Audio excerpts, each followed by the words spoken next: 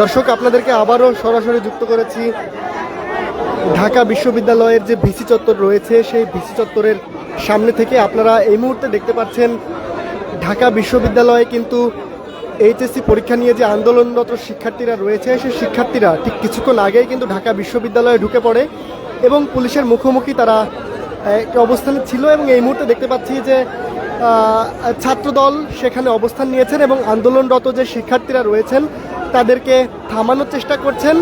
আমরা দেখতে পাচ্ছি যে ছাত্রদলের যে সাধারণ সম্পাদক নাসির উদ্দিন নাসির, তিনি কিন্তু শিক্ষার্থীদের বোঝানোর চেষ্টা করছেন। তিনি কিন্তু এই মুহূর্তে একটি বড় ধরনের ভূমিকা পালন করার চেষ্টা করছেন। এখানে আমরা দেখতে পাচ্ছি তার ঠিক পাশেই কিন্তু পুলিশের অবস্থান রয়েছে এবং আমার ঠিক বাম পাশে এইচএসসি পরীক্ষার্থীর যে আন্দোলনরত শিক্ষার্থীরা রয়েছে তাদের অবস্থান আমরা এখানে দেখতে পাচ্ছি। শিক্ষার্থীরা কিন্তু কিছুক্ষণ আগেই এখানে স্লোগান নিয়ে এখানে ঢুকে পড়েন। আপনারা জানেন যে আজ সকাল 10টার দিকে প্রধানমন্ত্রী তারেক রহমান ঢাকা বিশ্ববিদ্যালয়ে কিন্তু একটি প্রোগ্রাম উদ্বোধনের জন্য এখানে আসেন এবং সেই প্রোগ্রাম কিন্তু ইতোমধ্যে এখনও চলমান। সেই প্রোগ্রামের চলা অবস্থায় কিন্তু ঢাকা বিশ্ববিদ্যালয়ের ঠিক বাম পাশ থেকে অর্থাৎ ভিসি চত্বরের যে গেটটি রয়েছে সেই গেট থেকে কিন্তু এইচএসসি পরীক্ষার যে আন্দোলনরত শিক্ষার্থীরা রয়েছে তারা কিন্তু এখানেই ঢুকে পড়েন। আমরা যেমনটি দেখতে পাচ্ছি ছাত্রদলের যে সদস্যরা রয়েছেন তারা কিন্তু সেই প্রোগ্রামকে কেন্দ্র করেই সকাল থেকেই ঢাকা বিশ্ববিদ্যালয়ে বিভিন্ন প্রান্তে অবস্থান করছিলেন এবং তারা যখন দেখেছেন যে এইচএসসি পরীক্ষার্থীরা ঢাকা বিশ্ববিদ্যালয়ে প্রবেশ করেছেন ঠিক তখনই কিন্তু তারা এখানে অবস্থা সামাল দিতে কিন্তু এখানে অবস্থান নিয়েছেন এবং আমরা দেখতে পাচ্ছি যে তারা শিক্ষার্থীদেরকে বোঝানোর চেষ্টা করছেন। ইতিমধ্যে আমরা দেখতে পাচ্ছি যে ছাত্রদলের সাধারণ সম্পাদক নাসির উদ্দিন নাসির কিন্তু এখানে উপস্থিত রয়েছেন। তিনি কিন্তু এই যে এখানে যে পরিবেশটা সৃষ্টি হয়েছে সেই পরিবেশটা বিশৃঙ্খলাকে সামলে নেওয়ার চেষ্টা করছেন এখানে।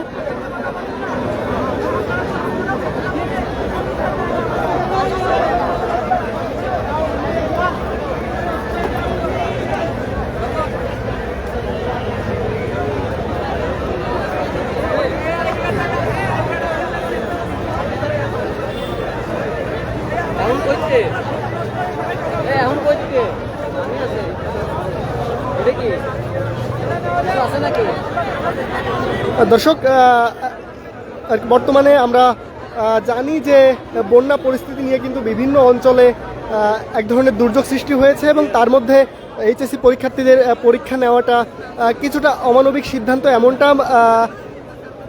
এমনটাই জানিয়েছেন শিক্ষার্থীরা যারা এইচএসসি পরীক্ষার্থী তারা জানিয়েছেন এবং তাদের জন্য এই পরীক্ষা দেওয়াটা এক ধরনের কষ্ট, এই দুর্যোগের মধ্যে পরীক্ষা দেওয়াটা এমনটাই তারা জানিয়েছেন এবং তারা প্রত্যাশা করেছিলেন যে পরীক্ষা হয়তো বা স্থগিত বা ডেট পেছানো হতে পারে, কিন্তু সেটা কিন্তু গতকাল করা হয়নি, যার কারণেই কিন্তু ক্ষুব্ধ হয়েছেন এইচএসসি পরীক্ষার্থীরা এবং তারা কিন্তু আন্দোলনের ঘোষণা দিয়ে আজকে সকাল থেকে এই সায়েন্স ল্যাব মোড়ে আমরা তাদের আন্দোলন দেখতে পাই এবং পরবর্তীতে ঠিক 1টা বাজার কিছুক্ষণ আগেই কিন্তু সেই এইচএসসি আন্দোলনরত শিক্ষার্থীরা ঢাকা বিশ্ববিদ্যালয়ে ঢুকে পড়েন এবং প্রথমে তারা পুলিশের মুখোমুখি হন এবং এই মুহূর্তে আমরা দেখতে পাচ্ছি তারা কিন্তু এক ধরনের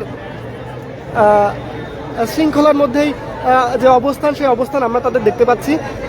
কিছুক্ষণ আগে কিন্তু তাদের যে প্রোগ্রামটি সেটা কিন্তু এক ধরনের বিশৃঙ্খলার মধ্য দিয়ে আমরা দেখতে পাচ্ছিলাম, অর্থাৎ তারা পুলিশের মুখোমুখি এক ধরনের ধস্তাধস্তি পরিবেশ এখানে সৃষ্টি হয়েছিল এবং পরবর্তীতে এখানে ছাত্রদল উপস্থিত হন এবং উপস্থিত হয়ে কিন্তু আমরা যেমনটি দেখতে পাচ্ছি যে ছাত্রদলের বিভিন্ন কেন্দ্রীয় নেতৃবৃন্দ এখানে রয়েছেন এবং তারা সেই বিশৃঙ্খল পরিবেশটিকে সামলানোর চেষ্টা করছেন। ইতিমধ্যে আমরা দেখতে পাচ্ছি ছাত্রদলের শীর্ষস্থানীয় যে নেতৃবৃন্দ রয়েছে তারা কিন্তু এখানে উপস্থিত হয়েছেন। আপনারা কিন্তু দেখতে পাচ্ছেন যে ছাত্রদলের যে সাধারণ সম্পাদক তিনি কিন্তু এখানে উপস্থিত রয়েছেন এবং তিনিও যে শিক্ষার্থীদের যে বিশৃঙ্খল পরিবেশ সেটাকে সামাল দেওয়ার জন্য চেষ্টা করছেন।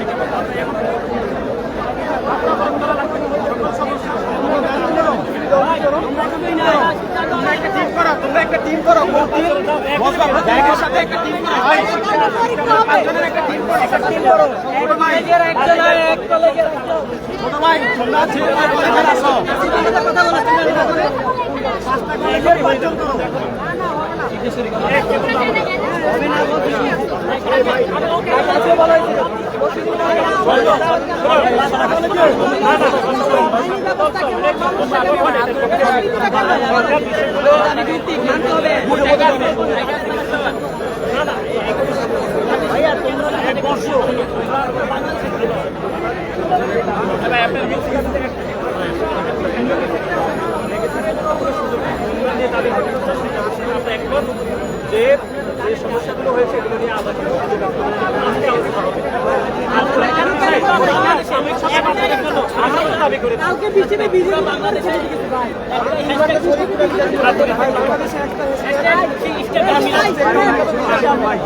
রাস্তার ব্যবস্থা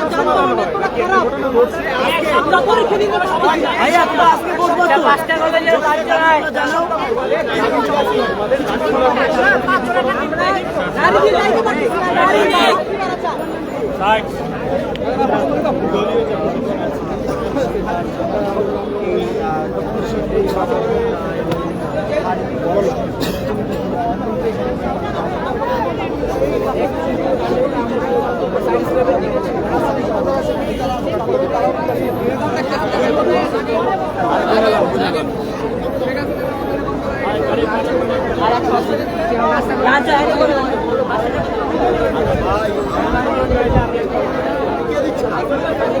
দর্শক, আপনাদেরকে সরাসরি যুক্ত করেছিলাম ঢাকা বিশ্ববিদ্যালয়ের যে ভিসি চত্বর, সেই ভিসি চত্বর থেকে কিছুক্ষণ আগে কিন্তু এইচএসসি যে পরীক্ষার্থীরা রয়েছেন আন্দোলনরত, সেই পরীক্ষার্থীরা কিন্তু ইতোমধ্যেই ঢাকা বিশ্ববিদ্যালয়ের মধ্যে রয়েছেন। কিছুক্ষণ আগে কিন্তু তারা এখানে হঠাৎ করেই ঢুকে পড়েন এবং পুলিশের সাথে একটি ধস্তাধস্তি সৃষ্টি হয়।